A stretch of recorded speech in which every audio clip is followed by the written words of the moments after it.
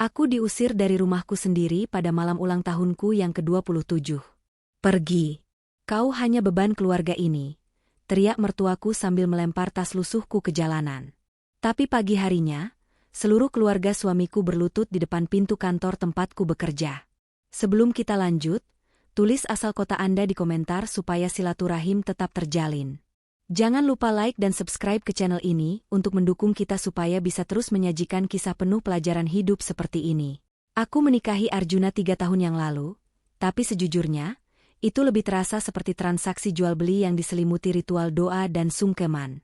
Semua bermula dari sebuah kehilangan yang masih menyisakan luka menganga di dadaku. 3 tahun 1 bulan yang lalu, mobil orang tuaku hancur bertabrakan dengan truk kontainer di jalan tol.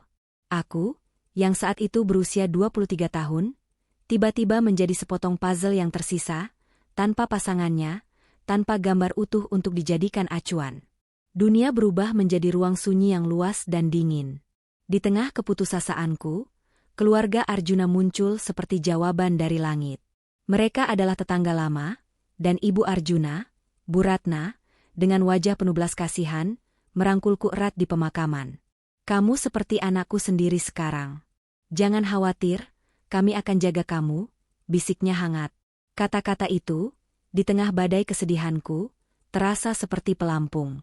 Arjuna sendiri, yang dulu hanya ku kenal sekilas, mulai sering berkunjung.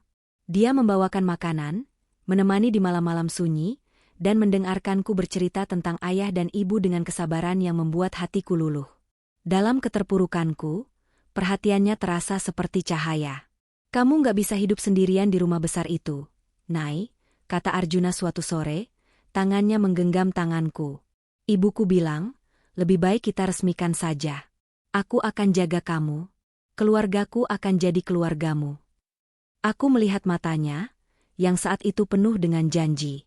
Aku yang rapuh, takut pada kesendirian, dan haus akan rasa memiliki, mengangguk pelan. Pernikahan kami digelar sederhana, dan aku pindah ke rumah keluarga besar Arjuna di kawasan yang padat itu. Awalnya, semuanya terasa seperti mimpi yang pelan mulai sembuh. Bu Ratna menyambutku dengan senyuman. Selamat datang di rumah, Nak. Anggap saja rumah sendiri. Tapi, bayang-bayang itu mulai muncul perlahan. Dimulai dari hal-hal kecil. Naya, tolong ibu bikinkan teh ya, pembantunya lagi libur, pinta Bu Ratna. Aku dengan senang hati melakukannya. Lalu, Naya, kamar adik Arjuna kotor nih, kamu rapikan dulu. Aku masih mengiyakan. Hingga permintaan itu bertambah dan berubah menjadi perintah. Aku yang tadinya, anak, dalam keluarga, perlahan berubah menjadi asisten rumah tangga. Pagi-pagi buta, aku harus menyiapkan sarapan untuk 9 orang anggota keluarga yang tinggal serumah. Setelah itu berangkat kerja sebagai staf administrasi di sebuah perusahaan logistik kecil, pulang dengan tubuh lelah, dan langsung disambut dengan tumpukan piring kotor atau setrikaan yang menunggu. Arjuna? Dia berubah. Perhatian manisnya menguap begitu cincin nikah melingkar di jari kami. Dia menghabiskan hari-hari dengan main game atau keluar dengan teman-temannya, sambil mengeluh sulitnya cari kerja. Gajiku yang tak seberapa habis untuk belanja bulanan dan kebutuhan rumah. Ketika aku memberanikan diri bertanya, Jun, kamu coba cari kerja part-time dulu mungkin? Dia hanya melotot. Kamu iri lihat aku di rumah?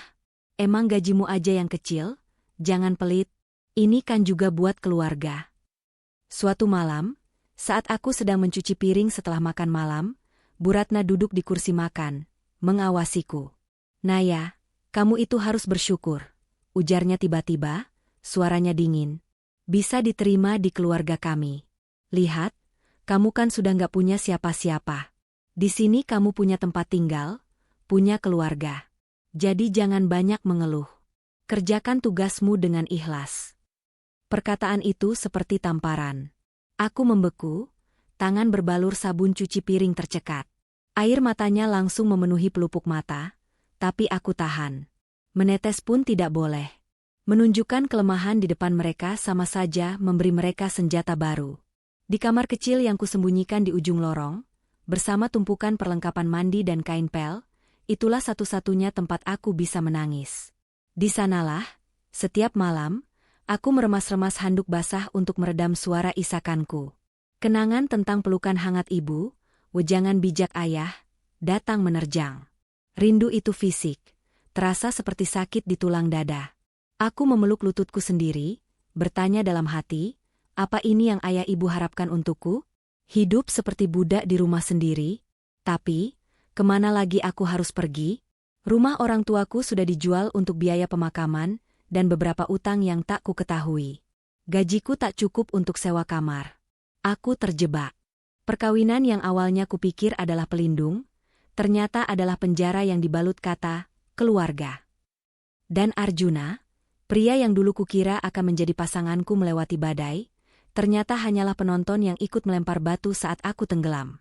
Aku punya satu peti mati kecil di bank. Warisan terakhir orang tuaku yang selama ini tak berani kusentuh, karena takut derasnya rasa rindu akan menghanyutkanku. Tapi, di tengah keputusasaan, sebuah pikiran mulai menyelinap. Apa sebenarnya yang ada di dalam kotak bank itu? Apakah hanya surat-surat dan foto? Atau, adakah sesuatu yang bisa mengubah nasib sial ini? Pertanyaan itu hanya mengganggu sebentar, tenggelam kembali oleh deru mesin cuci dan teriakan mertuaku yang memanggil namaku dari ruang keluarga. Masih ada lantai yang harus kupel. Waktu berjalan bagai roda penggiling yang semakin memperlihatkan bentuk asli batu-batu di sekitarku. Penghinaan yang dulu terselubung dalam nasihat, kini menjelma brutal dan telanjang. Suatu minggu sore, keluarga besar Arjuna kedatangan tamu dari kampung halaman Bu Ratna. Ruang tamu yang sempit penuh dengan tawa dan cerita. Aku disuruh menyiapkan segala sesuatunya, dari makanan hingga minuman, tanpa jeda. Saat aku mengantarkan sepiring lumpur ke meja, celana panjang Arjuna yang sudah kusetrika dengan rapi tersangkut di sudut meja, robek kecil.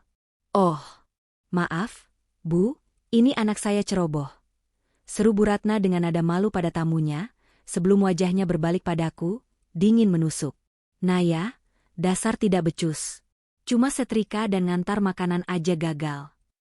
Aku cuma bisa menunduk, pipi membara. Tapi penghinaan itu belum selesai. Dengan senyum manis yang tiba-tiba kembali menghiasi wajahnya, Bu Ratna berkata kepada tamu-tamunya, suara lantang sengaja agar semua orang dengar, "Ya sudahlah, kami harus banyak bersyukur dan sabar. Untung kami ini baik hati, masih mau nerima yatim piatu kayak kamu ke dalam keluarga.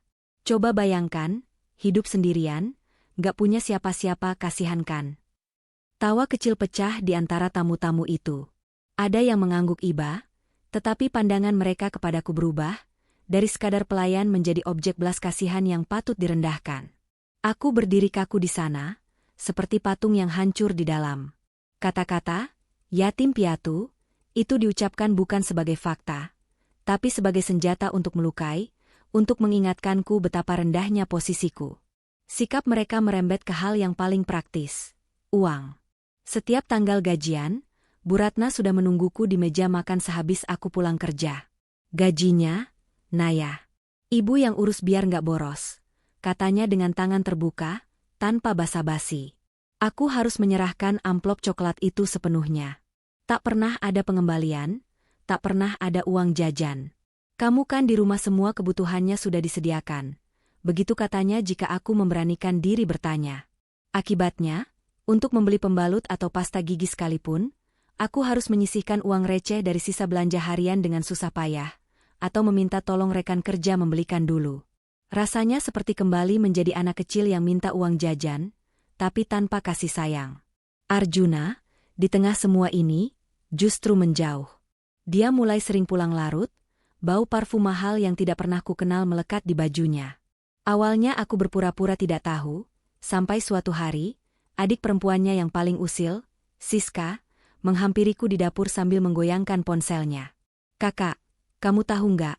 Kakak Arjuna kelihatan mesra banget sama Kirana, anak bosnya di pabrik spare part itu.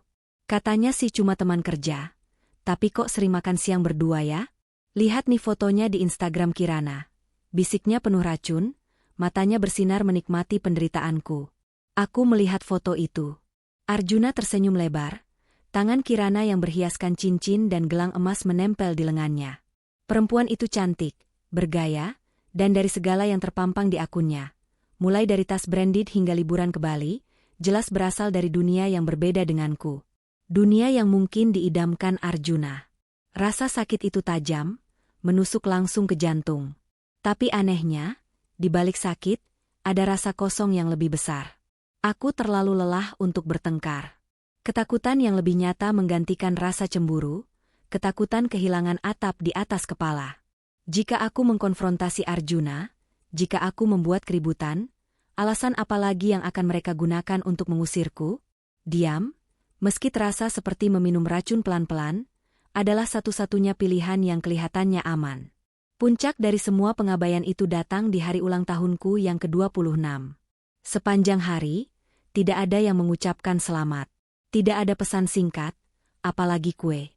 Aku pergi kerja dengan hati berharap sedikit saja. Mungkin Arjuna akan ingat di detik-detik terakhir. Saat pulang, rumah dalam keadaan sepi. Hanya Bu Ratna yang sedang menonton sinetron. Arjuna ada, Bu? Tanyaku pelan. Dari siang pergi, katanya ada acara kantor penting. Mungkin sama Kirana ya? Jawabnya tanpa memalingkan pandangan dari TV, sengaja menyebut nama itu. Malam itu, aku duduk di pinggir tempat tidur kami yang dingin. Melalui jendela, kulihat langit gelap tanpa bintang. Dalam kesunyian itu, semua penghinaan, pengabaian, dan pengkhianatan berputar-putar di kepalaku. Air mata sudah tidak ada lagi yang tersisa untuk ditangiskan. Yang ada adalah sebuah keheningan yang memutuskan. Pikiran itu, yang selama ini hanya sesekali mengintip, kini menghantam dengan kekuatan penuh. Kotak ban. Warisan orang tuaku. Selama ini aku menghindarinya karena takut menghadapi kenangan, takut sakitnya akan melumpuhkanku. Tapi malam ini, aku menyadari sesuatu. Tidak ada yang lebih menyakitkan daripada hidup seperti yang kujalani sekarang. Aku sudah kehilangan segalanya. Keluarga, harga diri, bahkan suamiku. Apalagi yang bisa ku kehilangan? Dengan tekad yang tiba-tiba mengeras bagai baja, aku berdiri dan mengambil tas kecil tersembunyi berisi dokumen-dokumen penting. Di antara surat nikah dan ijazah, terselip sebuah kunci besi kecil dan surat penitipan dari bank. Aku menggenggamnya erat. Besok, bisikku pada gelap, suaraku terdengar asing dan penuh keyakinan di telingaku sendiri. Besok, aku akan pergi ke bank. Aku harus tahu apa yang sebenarnya ditinggalkan ayah dan ibu untukku. Rasa penasaran itu kini bercampur dengan embrio harapan yang sangat kecil. Mungkinkah, di balik semua kesengsaraan ini, ada secercah cahaya yang ditinggalkan orang tuaku untuk membantuku bangkit? Ataukah ini hanya akan menjadi pintu menuju kenyataan pahit lainnya? Satu hal yang pasti, kepasrahanku telah habis. Titik balik itu akhirnya tiba, dipicu oleh ulang tahun yang dilupakan dan kesendirian yang paling menyiksa. Rencana untuk pergi ke bank harus tertunda. Sepekan setelah ulang tahunku yang suram, badai yang selama ini mengumpul di balik awan hitam akhirnya meledak dengan kekuatan yang menghancurkan segala sisa ilusi. Sore itu, aku pulang kerja dengan tubuh lelah seperti biasa. Namun, suasana di rumah terasa berbeda. Lebih sunyi, tetapi sunyi yang tegang, seperti sebelum petir menyambar. Di ruang tamu, terkumpul seluruh keluarga Arjuna. Bu Ratna dengan wajah masam, bapaknya Arjuna yang biasanya diam, Siska dan kakak-kakak iparku yang lain dengan sorot mata penuh antisipasi. Dan di tengah mereka, duduk Arjuna dengan wajah pucat, serta seorang perempuan yang tidak asing lagi bagiku dari foto-foto media sosial, Kirana. Dia duduk dengan anggun, tangan terbuka di atas perutnya yang masih rata, namun sikapnya penuh klaim. Kamu pulang juga, sambut Bu Ratna, suaranya datar dan dingin. Duduk. Ada yang perlu dibicarakan. Jantungku berdebar kencang. Aku perlahan meletakkan tas kerja, lalu duduk di kursi tunggal di hadapan mereka, seperti seorang terdakwa. Kirana yang memulai, suaranya manis namun berisi pisau. Kamu pasti Naya, ya? Aku Kirana. Aku dan Arjuna, kami punya hubungan yang serius. Dia menghela napas dramatis. Dan, aku sekarang mengandung anak Arjuna. Kalimat itu menggantung di udara. Aku memandang Arjuna, berharap dia menyangkal, berharap ini hanya mimpi buruk. Tapi dia hanya menunduk, tidak berani menatapku. Jadi, lanjut Kirana, sekarang dengan nada lebih tegas, aku minta kamu merelakan posisimu. Cerai dari Arjuna. Untuk kebaikan anak kami nanti. Rasa sakit itu begitu fisik, seperti ditusuk di ulu hati. Tapi sebelum aku bisa berkata-kata, Bu Ratna menyambar. Kamu dengar, Naya? Ini sudah jelas. Kirana lebih pantas untuk Arjuna. Dia dari keluarga baik-baik, berpendidikan, punya harta, tekannya pada kata terakhir begitu keras. Matanya menyapu tubuhku yang hanya berbalut kemeja lusuh dan celana jeans lama. Lalu kamu cuma beban. Selama ini kami yang menanggungmu, memberimu tempat tinggal, padahal kamu tidak membawa apa-apa ke keluarga ini. Tapi Bu, gaji saya semua saya berikan. Suaraku tercekat, kecil. Gajimu yang sedikit itu? Cukup untuk apa? Teriak Bu Ratna sekarang. Wajahnya merah karena emosi atau semangat mengusirku. Kirana bisa membawa masa depan untuk keluarga kami. Kamu? Tidak. Arjuna, bilang pada istrimu. Arjuna akhirnya mengangkat wajah. Matanya menghindari tatapanku. Naya, ini yang terbaik. Aku cinta Kirana. Dan dia mengandung anakku. Kamu mengerti, kan? Kamu bisa pergi. Kamu mandiri. Perhatikan kata-katamu, Arjuna, seru Siska dengan semangat. Dia itu kuat, kan? Kerja juga. Biar dia cari jalan hidupnya sendiri. Kemarahan, penghinaan, dan pengkhianatan itu mendidih di dalam darahku. Jadi, 3 tahun pernikahan, semua pengabdianku, berakhir seperti ini? Karena dia kaya dan hamil, suaraku gemetar, tapi keras. Bu Ratna langsung meledak. Dia berdiri, menghampiriku, dan tamparan keras mendarat di pipiku. Kepalaku berpaling, telinga mendenging. Jangan lancang. Kamu siapa berani membantah? Ini rumah kami, keluarga kami. Kamu hanya sampah yang kami terima karena kasihan. Sekarang pergi. Keluar dari sini. Teriaknya sambil tangannya meraih lengan atasku, mencengkram kuat. Dia menyeretku ke arah pintu. Aku terhuyung-huyung, sementara cacian dari yang lain menghujaniku. Pembawa sial. Penyakitan. Pergi saja, yatim piatu. Di depan pintu, Bu Ratna melemparkan tas kecilku yang sudah dia siapkan, tas yang sama yang kusiapkan untuk Bang, ke arahku. Tas itu berisi foto orang tuaku, dokumen-dokumen penting, dan beberapa helai pakaian dalam. Tak lebih. Ambil barangmu dan lenyap dari hidup kami.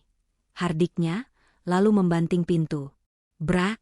Aku terduduk di teras, pipi terbakar, hati hancur berkeping-keping.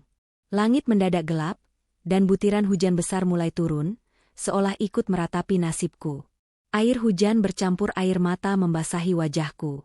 Aku terduduk di sana, di bawah hujan deras, tidak tahu harus pergi kemana. Dunia terasa begitu besar dan kejam. Dan kemudian, di tengah kesendirian dan keputusasaan yang paling dalam itu, ingatanku melayang ke kotak besi di dalam ruang brankas bank. Warisan orang tuaku. Selama ini aku takut membukanya. Takut menghadapi kenangan yang akan membuatku semakin rapuh. Tapi sekarang, apa lagi yang bisa kuhilangkan? Aku sudah kehilangan segalanya. Tidak ada lagi rasa takut akan kesedihan. Yang ada adalah kehausan akan sesuatu. Apapun itu, yang bisa memberiku pegangan, yang bisa membuktikan bahwa hidupku tidak selayaknya sampah yang baru saja diusir. Hujan mulai reda menjadi gerimis. Aku bangkit, tubuh basah kuyup, menggenggam tas kecil itu erat-erat. Ada satu tempat yang harus kudatangi besok. Satu harapan terakhir. Pagi harinya, dengan pakaian yang paling rapi yang kupunya, sebuah blus putih sederhana dan celana hitam yang sudah pudar, aku berdiri di depan bank besar di pusat kota. Rasa gugup dan sedikit harapan yang tidak wajar berdebar di dadaku. Aku membawa seluruh dokumen yang ada, termasuk surat penitipan dan kunci besi itu. Dengan napas dalam-dalam, aku mendorong pintu kaca tebal itu dan memasuki dunia yang asing. Dunia yang penuh dengan kemewahan sunyi dan keramahan profesional. Petugas satpam menatapku sedikit ragu, melihat penampilanku yang lusuh, tapi aku berjalan dengan punggung tegak, sisa-sisa harga diri terakhir yang kuperjuangkan. Aku menghampiri customer service. Saya ingin mengakses brankas penyimpanan milik orang tua saya. Ini surat dan kuncinya.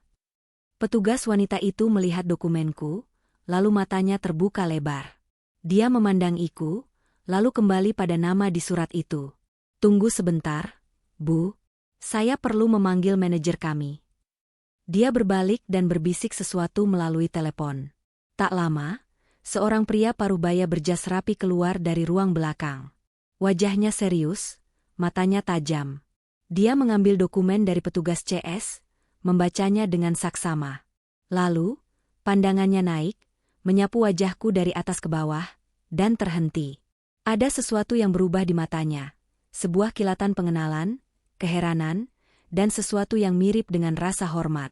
"Silakan masuk ruang VIP, Bu," katanya dengan suara rendah yang penuh perhatian. "Manajer cabang kami sendiri yang akan melayani Anda." Jantungku berdegup kencang. Ini tidak biasa. Mengapa mereka begitu serius? Apa yang sebenarnya tersimpan di brankas yang selama ini kutakuti? Aku diantar masuk ke sebuah ruangan yang mewah dan privat. Inilah titik balik itu.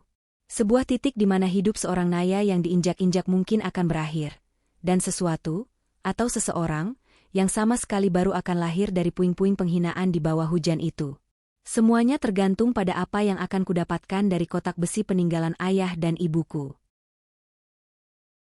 Ruang VIP itu sunyi, berlapis kayu mahoni dan karpet tebal yang menelan semua suara langkah. Aku duduk di sofa kulit yang empuk, merasa semakin tidak nyaman dengan pakaian sederhanaku. Sebuah lukisan besar bergaya abstrak menggantung di dinding, seolah menertawakan kebingungan dan kegelisahanku. Manajer yang membawaku masuk menyuruhku menunggu. Jantungku berdegup kencang seperti genderang perang. Apa yang ada di brankas itu? Mungkin hanya surat wasiat, perhiasan ibu, atau tabungan pendidikan yang tak lagi relevan. Aku mencoba menenangkan diri dengan skenario-skenario biasa. Pintu terbuka. Seorang pria berusia sekitar 50-an, berjas gelap rapi, dengan wajah yang ramah namun penuh wibawa, masuk. Nama tagnya bertuliskan, Budi Santoso, manajer cabang. Tapi yang membuatku terkesiap adalah cara dia memandangiku. Bukan sekadar melihat nasabah, tetapi memandang dengan intens, seolah sedang membandingkan wajahku dengan sebuah gambar di kepalanya. "Selamat pagi, Ibu."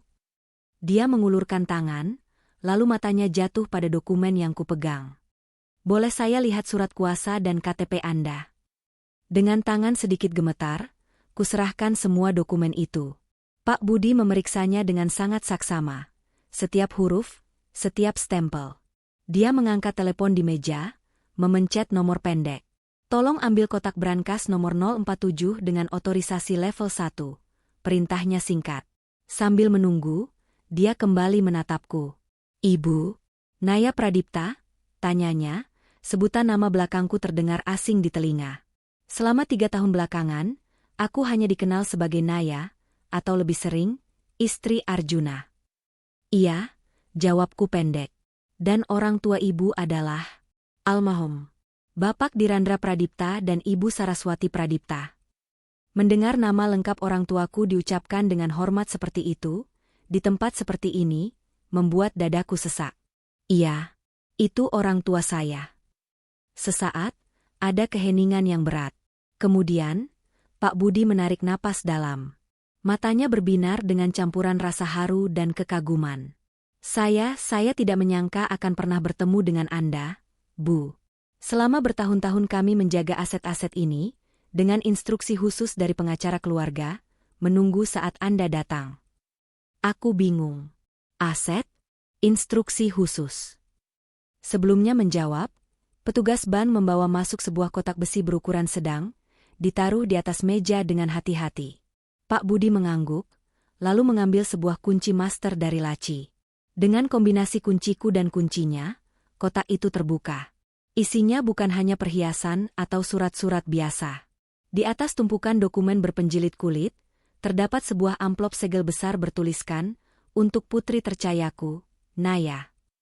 Tanganku gemetar saat merobek segelnya. Isinya adalah sebuah surat tulisan tangan ayah, dan sebuah dokumen notaris. "Nayaku sayang, jika kamu membaca surat ini, berarti ayah dan ibu sudah pergi. Maafkan kami meninggalkanmu terlalu cepat. Tapi ketahuilah, kami telah mempersiapkan segalanya untukmu. Kamu adalah satu-satunya pewaris dari semua yang kami miliki. Percayalah pada Pak Hartono, pengacara kami, dan jangan mudah percaya pada siapapun, bahkan keluarga, sebelum semua jelas." Kami mencintaimu lebih dari apapun di dunia ini. Ayah ibu. Air mata akhirnya meledak, mengucur deras membasahi kertas itu. Tapi Pak Budi dengan lembut mengalihkan perhatianku ke dokumen notaris di bawahnya. Ini, Bu Naya, yang terpenting. Dokumen itu berisi surat wasiat yang sah dan lengkap. Mataku menyapu baris-baris teks resmi yang sulit kupahami, hingga akhirnya tertuju pada satu kalimat yang membuat napasku tercekat. Mewariskan 78%, 78%, saham PT Pradipta Group Global kepada putri kandungnya, Naya Pradipta. Pradipta Group. Nama itu menggema di kepalaku.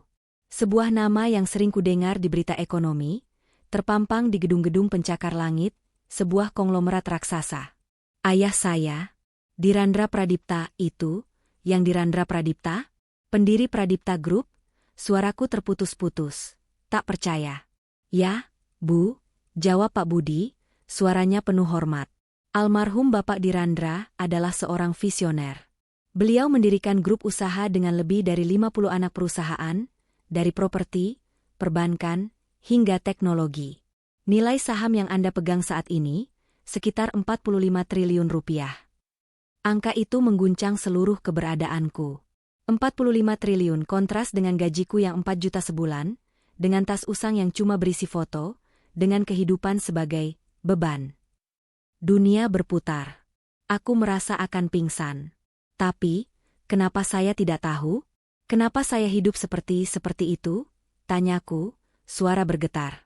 Pak Budi menghela napas. Wajahnya menjadi serius. Menurut informasi dari firma hukum Bapak Hartono yang juga menjadi rekan kami, kecelakaan orang tua ibu 3 tahun lalu sangat mencurigakan. Terjadi tepat sebelum pengumuman resmi tentang suksesi kepemimpinan dan penyerahan saham kepada Anda. Setelah kepergian mereka, perusahaan diambil alih oleh adik Bapak Dirandra, paman Anda, Sigit Pradipta. Beliau mengajukan permohonan penundaan eksekusi wasiat dengan alih-alih Anda masih berduka dan belum kompeten. Sayangnya, kami di BAN hanya bisa mengamankan aset likuid dan dokumen sesuai perintah, tidak bisa turut campur urusan perusahaan. Pelan-pelan, potongan puslenya mulai menyatu. Kecelakaan yang biasa. Pamanku Sigit yang tiba-tiba sangat perhatian setelah pemakaman, lalu menghilang begitu aku menikah dengan Arjuna, mengatakan ada urusan bisnis yang mendesak. Aku yang terlalu hanyut dalam kesedihan dan kemudian dalam kehidupan neraka pernikahanku, sehingga tidak pernah mempertanyakan apa-apa. Paman Sigit, dia menggelapkan warisan saya, bisikku. Kami tidak bisa mengatakan itu, Bu. Tapi yang pasti, semua aset di sini, tabungan, deposito, surat berharga, sertifikat properti, masih utuh atas nama Anda. Mereka hanya menunggu aktivasi dan tanda tangan Anda. Pak Budi menunjuk tumpukan dokumen lain di kotak besi. Ada sertifikat tanah di berbagai lokasi premium, buku tabungan dengan saldo yang jumlah nolnya membuatku pusing, dan kunci-kunci dari berbagai safe deposit box di cabang lain. Aku terduduk lemas, memandangi semua bukti kekayaan yang tampak seperti mimpi di hadapanku. Dari seorang perempuan yang baru diusir seperti anjing, tiba-tiba aku dinyatakan sebagai pemilik salah satu kekayaan terbesar di negeri ini. Tapi di balik keterkejutan, sebuah api mulai menyala di dalam dadaku. Api yang telah dipadamkan oleh air mata dan penghinaan selama 3 tahun.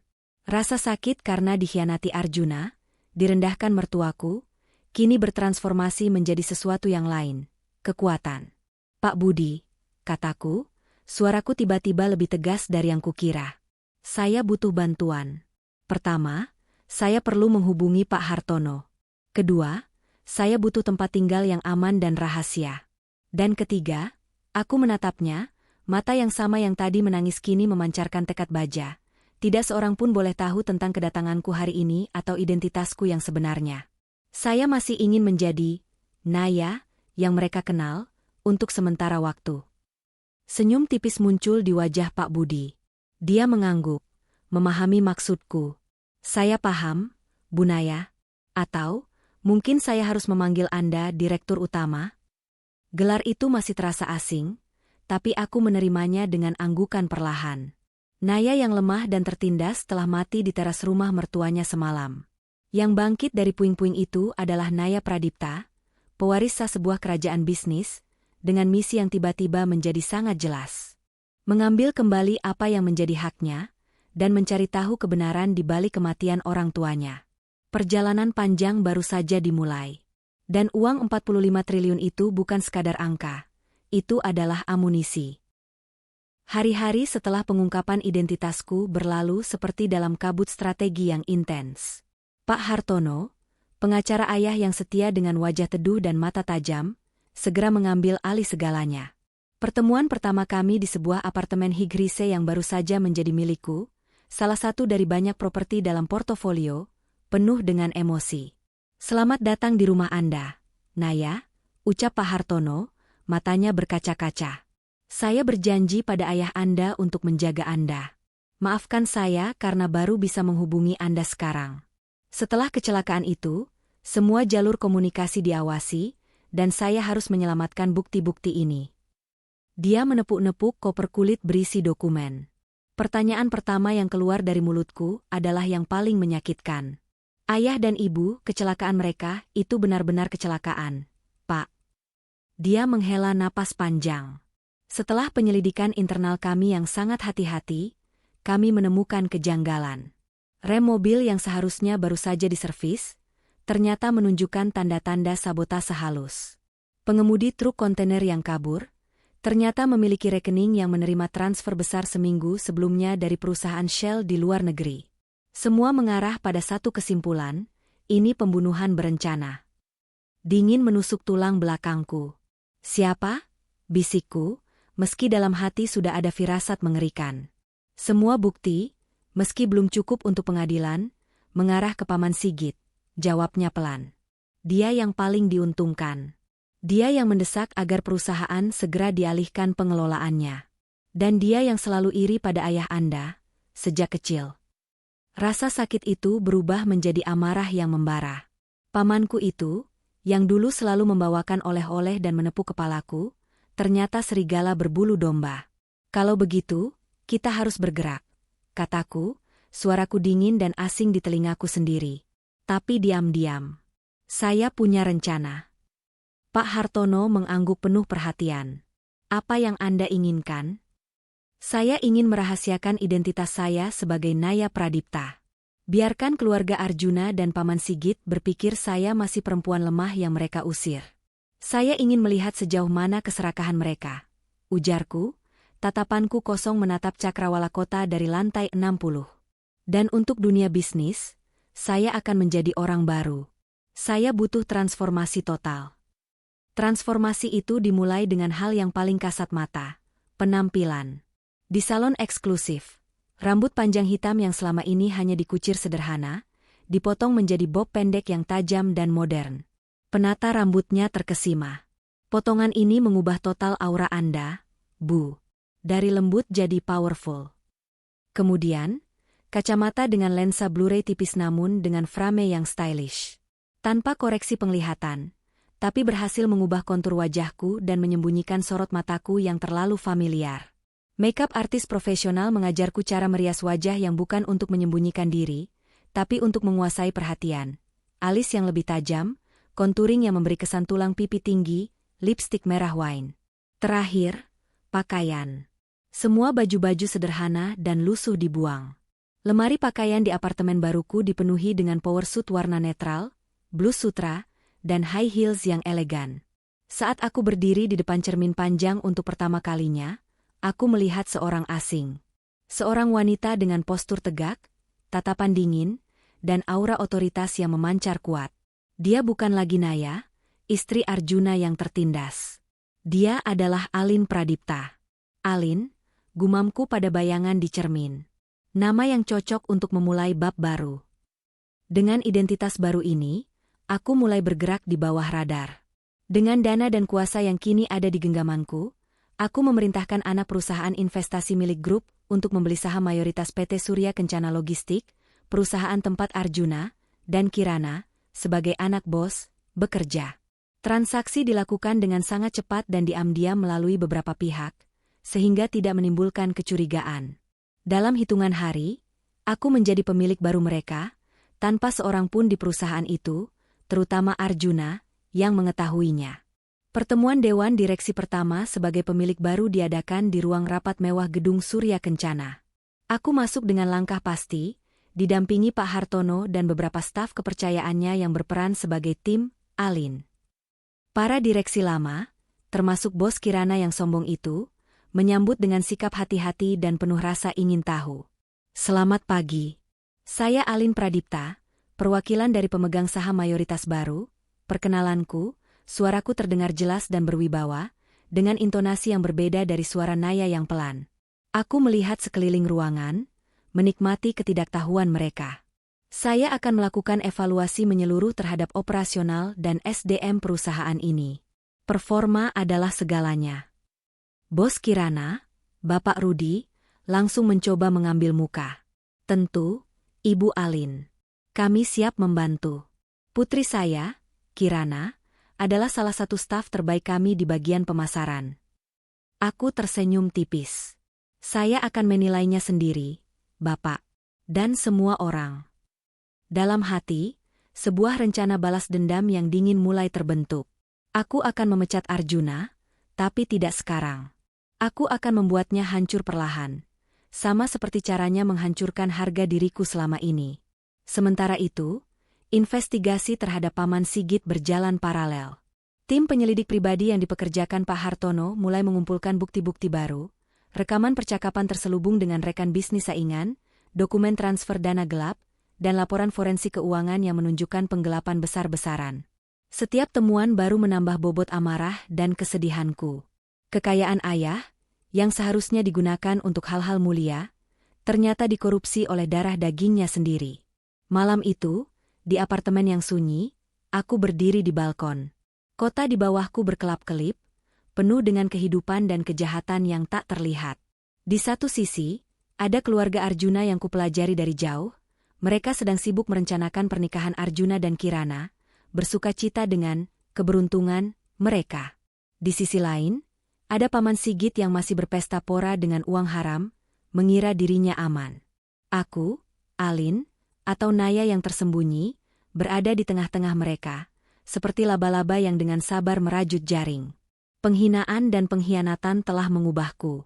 Aku tidak lagi mencari pelukan atau pengakuan. Aku mencari keadilan, pengembalian hak, dan kebenaran. Perlahan, dengan setiap langkah strategis, jaring itu mulai mengencang. Dan mereka, baik keluarga Arjuna maupun Paman Sigit, sama sekali tidak menyadari bahwa angin perubahan yang akan menerbangkan mereka, justru datang dari burung yang dulu mereka patahkan sayapnya. 2 minggu setelah aku mengambil alih PT Surya Kencana Logistik, aku memutuskan waktunya telah tiba. Laporan evaluasi kinerja dari HR dan audit internal kecil-kecilan yang kuperintahkan telah siap. Dan seperti yang kuduga, nama Arjuna Pratama muncul dengan warna merah di hampir semua parameter. Target penjualan tidak tercapai, laporan kerja yang sering copy-paste, dan yang paling penting, ada ketidaksesuaian dalam laporan reimbursement untuk entertainment klien yang jumlahnya terlalu besar tanpa bukti yang memadai. Bukan hanya Arjuna. Kirana, si anak bos yang sekarang menjadi anak mantan bos, juga tercatat melakukan hal serupa, bahkan lebih besar nominalnya. Mereka seperti 2 anak manja yang bermain-main dengan uang perusahaan, percaya diri karena satu dianggap keluarga pemilik, yang lain pacarnya. Aku memanggil manajer SDM ke ruanganku yang kini mendominasi lantai teratas gedung. Saya ingin bertemu dengan Bapak Arjuna Pratama dari divisi penjualan. Sekarang, perintahku dengan suara datar. Tentu, Ibu Direktur, jawabnya sambil membungkuk sedikit sebelum bergegas keluar. Aku menatap cermin 2 arah yang tersamar sebagai lukisan dinding di ruanganku. Penampilanku hari ini sempurna. Rambut bob hitam licin tertata rapi, kacamata frameles, blazer putih dengan potongan tajam. Aku adalah Alin Pradipta, sang direktur baru yang dingin dan disiplin. Tidak ada secuil pun Naya yang tersisa di permukaan. Beberapa menit kemudian, ada ketukan di pintu. Masuk. Arjuna masuk dengan langkah sedikit ragu. Wajahnya masih sama, tapi kini terlihat lebih gemuk dan nyaman. Dia memakai kemeja lengan panjang yang agak kusut, dengan senyuman basa-basi yang sering dia tunjukkan pada atasan. Dia menutup pintu dan berdiri di depanku. "Selamat siang, Ibu Direktur." "Anda memanggil saya?" ucapnya, masih dengan senyuman itu. Matanya menyapaku sekilas, lalu fokus ke bahuku, tanda bahwa dia sama sekali tidak mengenaliku. Ya, silakan duduk, Bapak Arjuna, kataku, gestur tanganku menunjukkan kursi di seberang meja. Suaraku sengaja kubuat lebih rendah dan lebih berwibawa. Dia duduk, mulai terlihat gugup. Aku membuka folder di depanku dengan gerakan lambat, sengaja membuatnya menunggu. Bapak Arjuna, berdasarkan laporan evaluasi kinerja triwulan ini dan audit internal, performa Anda sangat mengecewakan. Aku mulai, menatapnya langsung melalui lensa kacamataku. Target penjualan hanya tercapai 40%. Laporan kerja Anda tidak detail dan tampak asal-asalan. Yang lebih serius, aku menjentikan sebuah kertas ke arahnya. Ada penyimpangan dalam pengajuan reimbursemen sebesar 15 juta rupiah dalam 3 bulan terakhir tanpa bukti kwitansi yang sah. Arjuna langsung pucat. Ibu, itu bisa dijelaskan. Saya menghibur klien-klien penting, kadang transaksinya tidak bisa dikasih kwitansi. Itu alasan klasik dan tidak dapat diterima di perusahaan ini, potongku dengan tegas. Lebih buruk lagi, sikap Anda tidak profesional. Datang terlambat, pulang cepat, dan menurut rekan kerja, Anda sering mengeluh tentang pekerjaan ini. Apa? Siapa yang bilang? Itu fitnah. Suaranya mulai tinggi, wajahnya memerah. Itu ekspresi yang sangat kukenal saat dia mulai kehilangan akal. Saya punya semua buktinya di sini, kataku sambil menepuk folder. Atas dasar itu, efektif hari ini, Anda dipecat. Anda akan mendapatkan pesangon sesuai ketentuan, tetapi akan ada proses audit lebih lanjut untuk kasus reimbursemen ini. Jika terbukti penggelapan, perusahaan berhak melaporkannya ke polisi. Arjuna terduduk lunglai, wajahnya hancur. Dipecat? Ibu, tolong, saya punya tanggungan keluarga. Istri saya, dia tiba-tiba terhenti. Mungkin teringat bahwa istrinya sudah diusir. Saat itulah, pintu ruanganku terbuka tanpa ketukan. Kirana masuk dengan wajah panik. Ayah bilang Arjuna dipanggil. Dia terhenti melihat Arjuna yang pucat dan aku yang duduk tegap. Apa yang terjadi di sini? Ibu, Arjuna ini calon suami saya. Dia pekerja yang baik. Seru Kirana, mencoba menggunakan pengaruh lamanya sebagai anak pemilik. Aku memandangnya dingin. Dan Anda, Nona Kirana. Sepertinya Anda juga harus khawatir dengan posisi Anda sendiri. Audit menemukan penyimpangan serupa dari divisi pemasaran yang Anda pegang, dengan nominal yang lebih besar. Kirana tersentak. Itu tidak benar. Ayah saya. Ayah Anda bukan lagi pemilik di sini. Potongku lagi, suaraku seperti pisau es. Saya yang memegang kendali sekarang. Dan saya tidak mentolerir ketidakprofesionalan dan kecurangan dari siapapun. Aku berdiri, menandakan pertemuan usai. Keduanya bisa meninggalkan ruangan saya sekarang. Surat pemutusan hubungan kerja dan pemberitahuan audit akan dikirimkan resmi besok. Dan untuk Nona Kirana, Anda ditangguhkan hingga audit selesai. Arjuna bangkit seperti orang linglung. Kirana memandangku dengan mata penuh kebencian dan ketakutan, sebelum menarik lengan Arjuna dan keluar dengan membanting pintu. Begitu mereka pergi, aku berjalan pelan ke jendela kaca yang menghadap ke area parkir. Kaki terasa lemas. Pertemuan tadi menguras lebih banyak emosi daripada yang kusadari. Melihat Arjuna yang hancur, ada sedikit kepuasan, tapi juga sisa-sisa rasa sakit lama yang menggeliat. Beberapa saat kemudian, aku melihat Arjuna keluar dari lobi gedung, tubuhnya seperti kehilangan tulang. Kirana berjalan di sampingnya sambil terus berbicara. Mungkin memaki, mungkin menyalahkan. Mereka naik ke mobil Kirana yang sporty dan melaju kencang. Malam harinya, melalui seorang penyelidik pribadi yang kumasukkan ke lingkungan rumah keluarga Arjuna, dengan menyamar sebagai pedagang, aku mendapatkan laporan singkat. Suasana di rumah itu kacau. Terdengar teriakan dan tangisan. Ibu Ratna, sang mertua, dilaporkan berteriak keras. Suaranya terdengar sampai halaman. Ini semua gara-gara kamu pergi, Naya. Gara-gara si yatim piatu sialan itu minggat, nasib keluarga ini jadi sial. Sekarang Arjuna dipecat. Apa yang akan kita makan? Mendengar itu, senyum tipis yang pahit mengembang di bibirku. Mereka masih menyalahkanku. Masih menganggap aku sebagai sumber masalah, bukan keserakahan dan kemalasan mereka sendiri. Hatiku masih sakit. Kenangan 3 tahun sebagai pelayan dan sasaran cacian tidak bisa dihapus dalam sekejap. Tapi setiap kata cercaan Ibu Ratna yang kudengar dari laporan itu, setiap gambaran wajah hancur Arjuna tadi siang, justru mengubah sisa rasa sakit itu menjadi bara tekad yang semakin membara. Ini baru langkah pertama. Arjuna yang dipecat dan Kirana yang terancam hanyalah efek samping kecil dari rencanaku yang sesungguhnya. Target utama adalah Paman Sigit dan kerajaan korupsinya. Dan untuk keluarga Arjuna, mereka akan menyadari bahwa kehilangan pekerjaan adalah masalah terkecil yang akan mereka hadapi. Aku memandang kota malam itu, dengan lampu-lampu yang seperti permata berserakan. Naya mungkin masih ada di dalam sini, terluka dan sedih. Tapi Alin Pradipta telah mengambil kendali.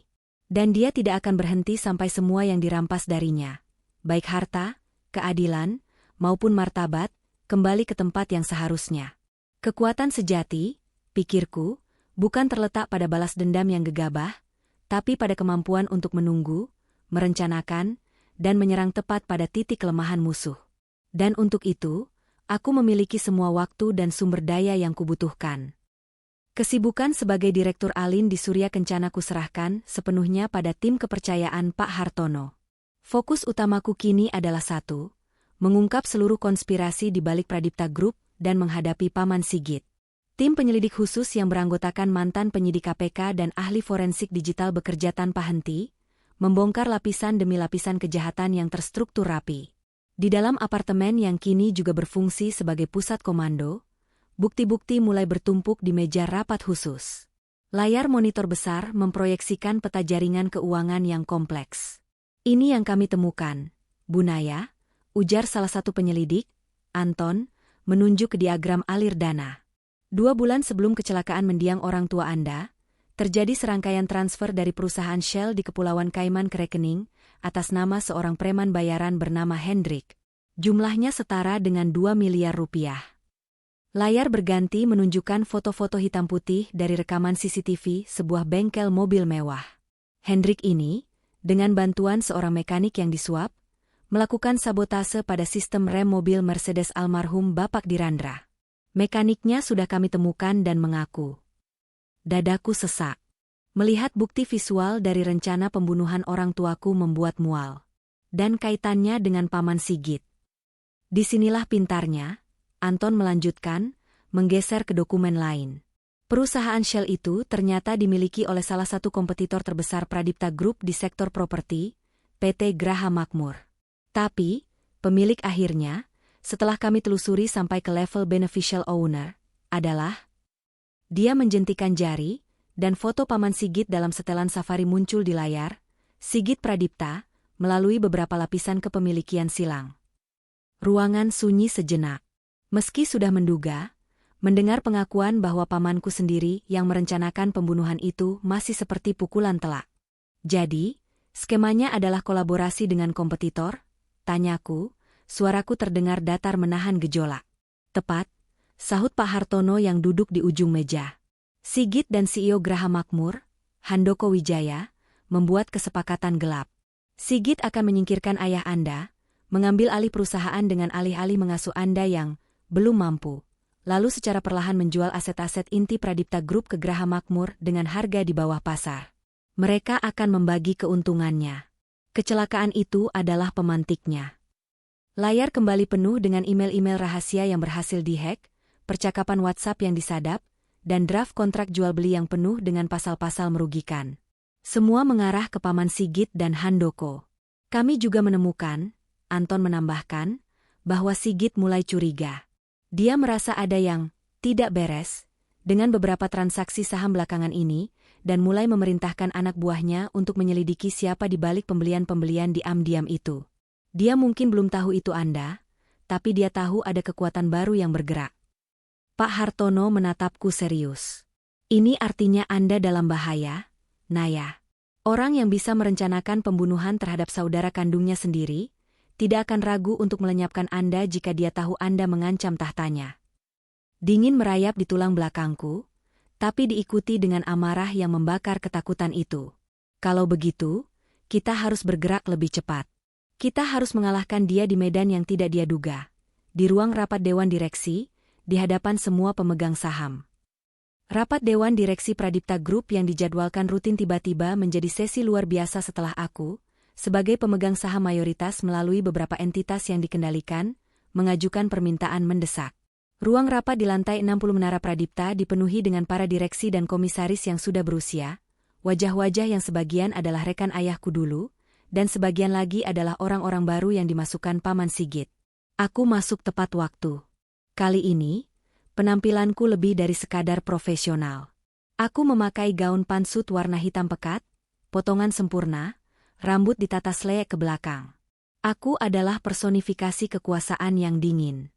Pak Hartono dan dua pengawal pribadi berbadan tegap mengikutiku. Paman Sigit, yang duduk di kursi pimpinan rapat sebagai direktur utama pelaksana, terlihat tidak sabar. Ibu Alin, bukan? Pemegang saham baru yang belakangan ini aktif membeli saham kami. Apa yang begitu mendesak sehingga harus mengganggu jadwal rapat ini? Dia sama sekali tidak mengenaliku. Tatapannya penuh dengan sikap meremehkan yang biasa ditujukannya pada perempuan muda. Aku tersenyum tipis, tidak langsung duduk. Aku berjalan pelan ke depan ruangan, berdiri di samping proyektor. Yang terhormat bapak-bapak dan ibu-ibu Dewan Komisaris dan Direksi. Pertemuan hari ini bukan sekadar rapat biasa. Ini adalah pertemuan untuk mengembalikan kedaulatan yang telah dicuri. Keributan kecil pecah. Paman Sigit berwajah masam. Apa maksud Anda? Aku mengangguk pada Anton yang berdiri di belakang. Layar di belakangku menyala, menunjukkan salinan surat wasiat ayah yang sah, dengan segel notaris dan pengadilan, yang menyatakan Naya Pradipta sebagai pewaris tunggal 78% saham. 3 tahun lalu, pemilik sah grup ini, Dirandra Pradipta, meninggal dalam sebuah kecelakaan, kataku, memberi tanda kutip pada kata kecelakaan. Sejak itu, kepemimpinan diambil alih oleh adiknya, Sigit Pradipta, dengan alih-alih sang putri tunggal masih berduka dan belum kompeten. Pandangan semua orang tertuju pada Paman Sigit yang mulai pucat. Dia bangkit. Ini tidak pada tempatnya. Itu urusan internal keluarga. Dan siapa Anda sampai bisa membawa-bawa nama mendiang kakak saya? Aku adalah Naya Pradipta. Ucapku, suaraku lantang dan jelas, terdengar ke setiap sudut ruangan yang mendadak senyap bagai kuburan.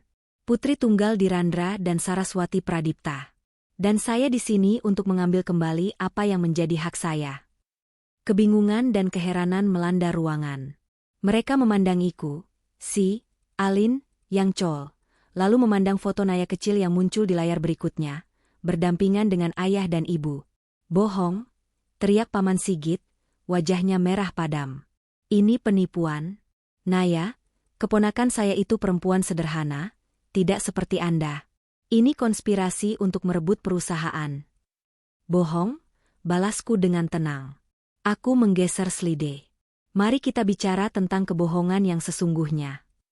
Layar dipenuhi dengan bukti transfer ke Hendrik, foto-foto sabotase, email antara Sigit dan Handoko dari Graha Makmur yang membahas penyingkiran hambatan, dan pembagian aset. Suasana berubah menjadi hiruk-pikuk. Beberapa dewan yang lama terlihat ngeri. Yang lain, kaki tangan Sigit, terlihat panik. Kamu tidak bisa membuktikan apapun. Raung Paman Sigit, tetapi suaranya sudah tidak lagi penuh wibawa, melainkan kepanikan. Oh, saya bisa, kataku. Semua bukti elektronik, saksi mata, dan pengakuan tersangka sudah berada di tangan penyidik. Pak Hartono telah melaporkan semuanya ke Bareskrim pagi tadi. Mendengar nama Bareskrim, sisa warna di wajah Paman Sigit menghilang. Dia tersungkur ke kursinya. Aku memandangi seluruh ruangan. Mulai hari ini, saya, Naya Pradipta, mengambil alih posisi sebagai Direktur Utama dan pemegang saham pengendali Pradipta Group.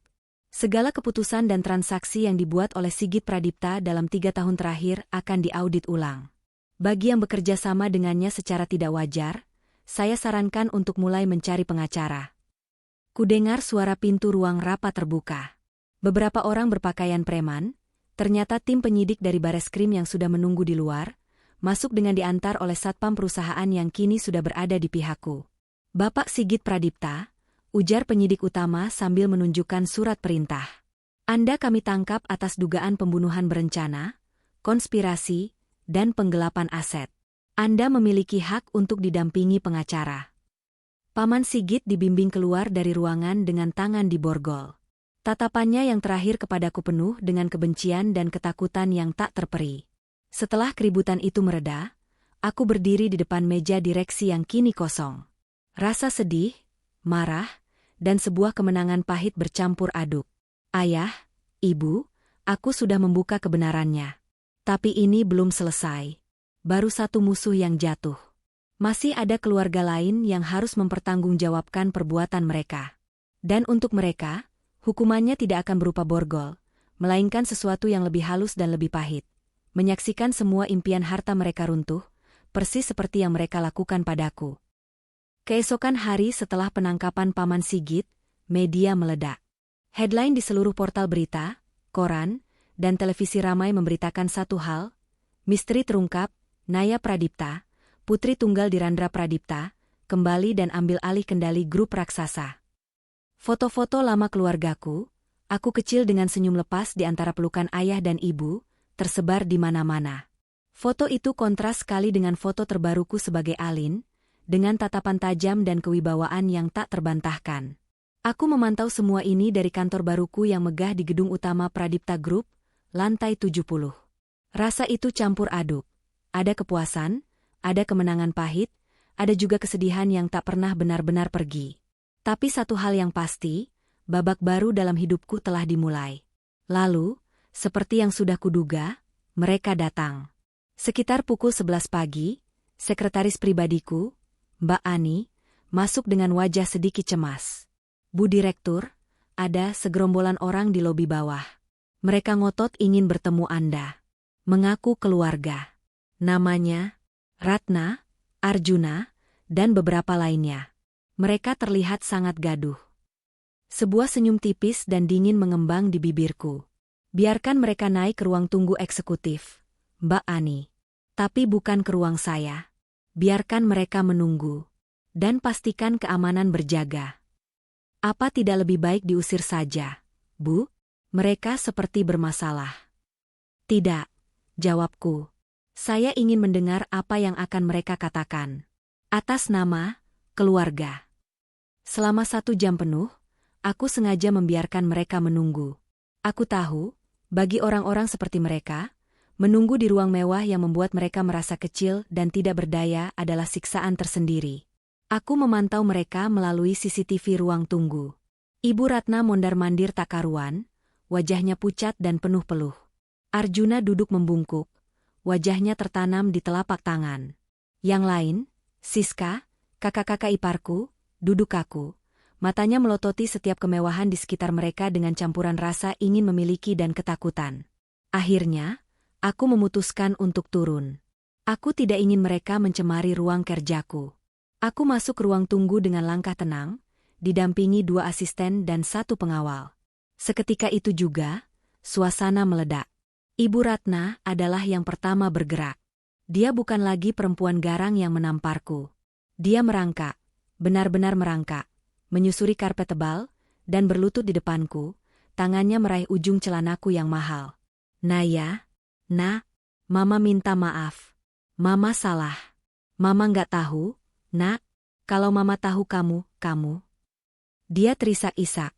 Air matanya, entah asli atau pura-pura, mengalir deras. Arjuna mengikuti, berlutut di samping ibunya. Wajahnya hancur. Naya, sayangku, aku gila. Aku dibutakan. Maafin aku, Please. Kita kan masih suami istri. Siska dan yang lain juga ikut bersimpuh. Menangis, memohon. Ruangan yang elegan itu tiba-tiba dipenuhi ratapan dan rengekan mereka. Sebuah pertunjukan yang memalukan. Aku hanya diam. Aku memandang mereka dari atas, tanpa ekspresi, seperti melihat pertunjukan teater yang buruk. Di balik tangisan dan permintaan maaf itu, aku tidak melihat penyesalan tulus. Yang kulihat adalah kepanikan. Panik karena mereka baru sadar telah mengusir, menghina, dan membuang triliuner. Panik karena mereka telah menghancurkan tiket emas menuju hidup mewah yang sebenarnya sudah ada di depan mata mereka. Kemudian, Arjuna mengucapkan kalimat yang mengonfirmasi semuanya. Dia mendongak, matanya merah, berteriak dengan nada penuh kekecewaan yang egois. Tapi kenapa, Nai? Kenapa kamu nggak bilang dari awal? Kenapa kamu biarin kami jadi kayak gini kalau kamu ternyata punya segalanya? Kalimat itu menggantung di udara, menelanjangi niat sebenarnya mereka. Bukan menyesal telah menyakitiku, tetapi menyesal telah salah strategi. Seandainya mereka tahu, mungkin mereka akan bersikap lebih baik, bukan karena ingin baik, tapi karena menginginkan hartaku. Tiba-tiba, dari kerumunan, Kirana yang perutnya sudah besar melangkah maju. Wajahnya pucat pasi, matanya terbelalak memandang Iku, lalu ke foto-foto keluargaku yang sengaja kupajang di majalah dinding ruang tunggu. Kamu, Naya? Kamu yang diusir malam itu?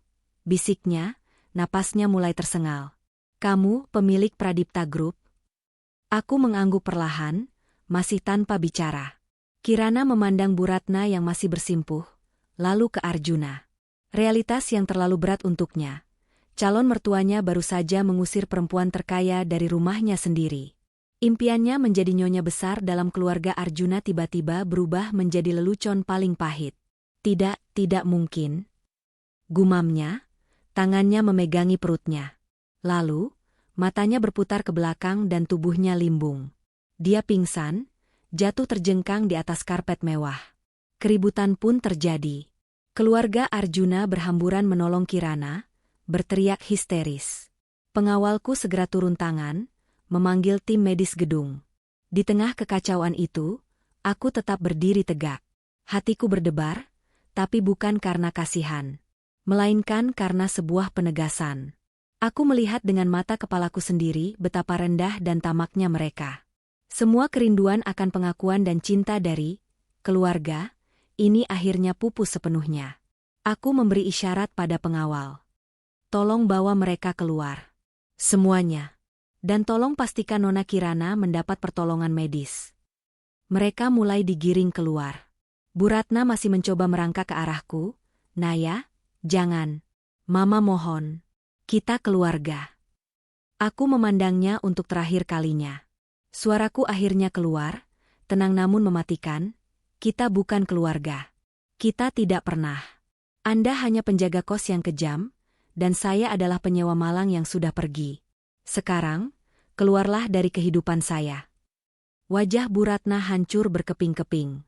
Mereka diantar keluar oleh pengawal, dengan langkah tertatih, meninggalkan ruang tunggu yang kembali sunyi, hanya tinggal aroma parfum mahal dan sisa rasa malu mereka yang menyengat. Aku berjalan ke jendela besar, memandang kota di bawah.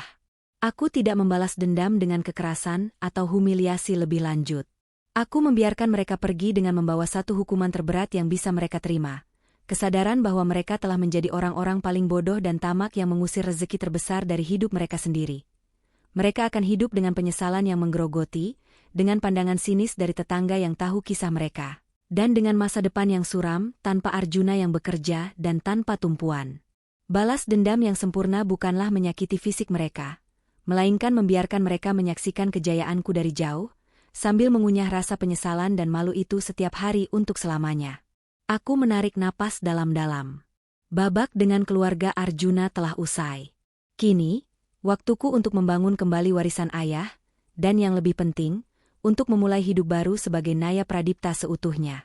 Masih ada satu hal terakhir yang harus diselesaikan. Pertemuan dengan Arjuna untuk mengakhiri semuanya dengan resmi. 3 bulan berlalu. Waktu yang cukup untuk banyak hal berubah.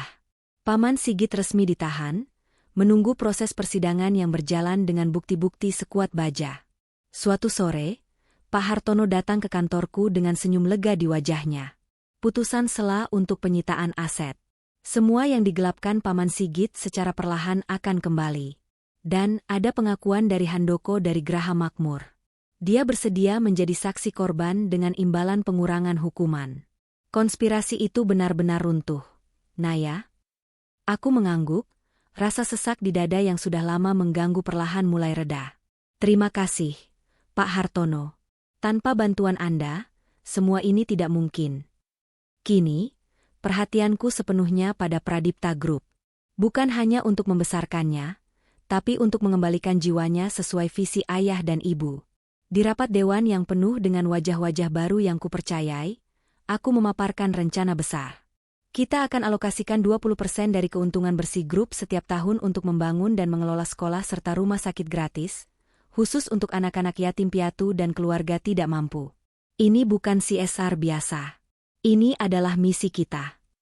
Tidak ada yang berani menolak. Nama Dirandra Pradipta kembali harum, dan visi kemanusiaannya yang dulu diabaikan Paman Sigit, kini menjadi jantung dari bisnis grup. Proyek pertama, sebuah sekolah terpadu di daerah terpencil, sudah mulai dibangun. Melihat sketsa arsitekturnya, aku merasa seolah-olah ayah dan ibu tersenyum dari manapun mereka berada. Suatu senja, sekretarisku memberitahukan ada tamu. Namanya Arjuna, Bu. Dia bilang sangat penting. Aku menghela napas. Beri waktu 10 menit saja. Di ruang tamu kecil. Arjuna yang masuk berbeda sekali dengan yang dulu.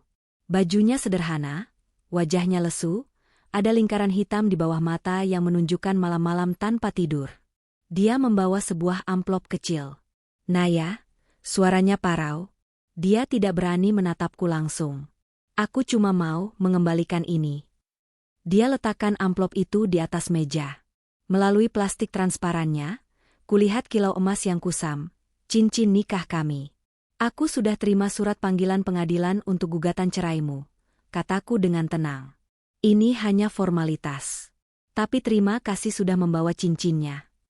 Dengarkan aku, Naya, desaknya, suaranya mulai gemetar. Aku menyesal. Bukan karena uangmu. Tapi karena aku buta. Aku memperlakukanmu seperti sampah, padahal kamu adalah mutiara. Ibu dan keluargaku, kami semua salah. Aku hancur, Naya. Hidupku tidak ada artinya lagi. Air matanya jatuh, dan kali ini, aku percaya itu tulus. Bukan lagi air mata kepanikan, tapi air mata penyesalan yang sudah terfermentasi dalam penderitaan. Penderitaan karena tahu dirinya telah kehilangan sesuatu yang tak ternilai bukan karena hartanya, tapi karena kemanusiaannya sendiri. Aku mendengarkan, lalu berdiri dan berjalan menghampiri jendela. Pemandangan kota yang mulai dihiasi lampu-lampu terlihat. Arjuna, dulu aku mencintaimu. Aku percaya pada janjimu untuk melindungiku. Tapi cinta dan perlindungan itu mati, lama sebelum aku diusir. Ia mati pelan-pelan setiap kali kamu diam melihat ibumu menghinaku, setiap kali kamu mengambil gajiku tanpa rasa terima kasih, dan setiap kali kamu memilih Kirana. Aku menoleh padanya. Tapi, aku harus berterima kasih padamu. Dia terkesiap, bingung. Terima kasih, lanjutku. Karena dengan memperlakukan aku sedemikian rendah, kamu mengajari aku arti kekuatan sejati. Kamu memaksaku untuk menemukan bahwa kekuatan itu bukan berasal dari harta, popularitas, atau bahkan dari memiliki seorang suami. Kekuatan sejati itu ada di dalam diri. Di dalam martabat yang tetap kujaga meski kubanting tulang untukmu dan keluargamu. Martabat itulah yang tidak bisa kamu ambil, dan yang akhirnya membangkitkanku. Arjuna terisak. Tubuhnya terguncang. Dia tahu tidak ada harapan. Tidak ada kata-kata yang bisa memperbaiki apa yang telah hancur. Perceraian kita akan segera selesai, kataku dengan lembut tapi tegas. Aku tidak akan menyulitkanmu dengan tuntutan apapun. Hiduplah dengan pelajaran ini. Jadilah ayah yang baik untuk anak Kirana. Jangan biarkan dia merasakan apa yang kurasakan. Dianggap beban, tidak dihargai. Dia mengangguk pelan, tak mampu lagi berkata-kata. Setelah beberapa saat dalam keheningan yang berat, dia berbalik dan meninggalkan ruangan dengan langkah gontai. Cincin itu tertinggal di atas meja, simbol dari sebuah bab hidup yang sudah usai dan tak perlu lagi dikenang. Beberapa minggu kemudian, di sebuah lahan luas yang hijau, berdiri megah sebuah bangunan dengan plang besar, Yayasan Dirandra Saraswati Pradipta. Peresmiannya dihadiri banyak pihak. Tetapi tamu kehormatan utamanya adalah puluhan anak yatim piatu dengan mata berbinar. Aku berdiri di podium, memandangi mereka. Di barisan depan, ada seorang gadis kecil dengan tatapan yang pernah kukenali. Tatapan kesendirian, ketakutan, tetapi juga harapan. Saya pernah seperti kalian, ucapku, suaraku lantang namun hangat. Kehilangan orang yang paling mencintai kita adalah luka yang sangat dalam. Tapi di tempat ini, kita akan membangun keluarga baru. Keluarga yang saling mendukung, mengasihi, dan memberikan kesempatan. Di sini, tidak ada yang akan disebut beban. Setiap kalian adalah anugerah. Selesai acara, aku mendekati gadis kecil tadi. Siapa namamu? Naya, Bu, jawabnya polos. Dadaku berdebar. Senyumku merekah. Nama yang sangat cantik. Suatu hari, kamu akan tumbuh menjadi perempuan yang kuat dan baik. Percayalah. Aku berjalan keluar, diiringi tepuk tangan dan doa. Angin sepau-sepau berhembus, membelai wajahku. Aku menengadah ke langit biru. Pesan itu begitu jelas. Orang boleh merendahkanmu saat kau terjatuh, menghinamu, mengusirmu. Tapi jangan pernah sekalipun kau ikut merendahkan dirimu sendiri. Kebangkitan bukan tentang balas dendam yang menyakitkan, melainkan tentang membuktikan pada dunia, dan terutama pada diri sendiri, bahwa kau layak dihormati. Harta, tahta, semua bisa datang dan pergi. Tapi martabat yang kau jaga di saat tergelap, itulah yang akan menjadi cahaya abadi yang membimbing langkahmu. Dan ingatlah, kebaikan yang paling sejati bukanlah saat kau berada di atas lalu menurunkan tangan untuk membantu.